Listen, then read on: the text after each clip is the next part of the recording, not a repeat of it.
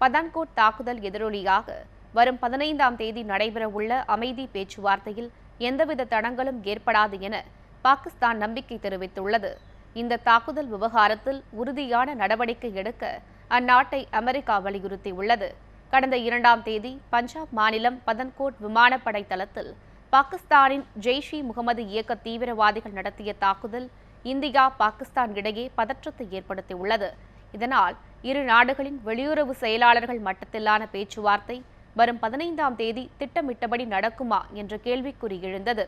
இந்த நிலையில் பாகிஸ்தான் வெளியுறவு விவகாரங்களுக்கான பிரதமரின் ஆலோசகர் சர்தாஜ் அஜீஸ் பாகிஸ்தான் நாடாளுமன்றத்தில் தெரிவித்த எழுத்துப்பூர்வ தகவலில் பாகிஸ்தான் இந்தியா இடையே விரிவான பேச்சுவார்த்தை திட்டமிட்டவாறு வருகிற 15ஆம் தேதி இஸ்லாமாபாத்தில் நடைபெறும் என்று குறிப்பிட்டுள்ளார்.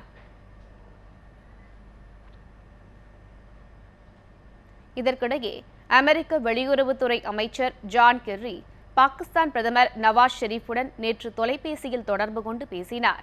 அப்போது பதான்கோட் விமானத்தள தாக்குதலில் ஈடுபட்டவர்கள் மீது கடும் நடவடிக்கை எடுக்க வேண்டும் எனவும் இந்த தாக்குதலை கருத்தில் கொண்டு இந்தியாவுடனான அமைதி பேச்சு தடைபடக்கூடாது எனவும் வலியுறுத்தியதாக தெரிகிறது.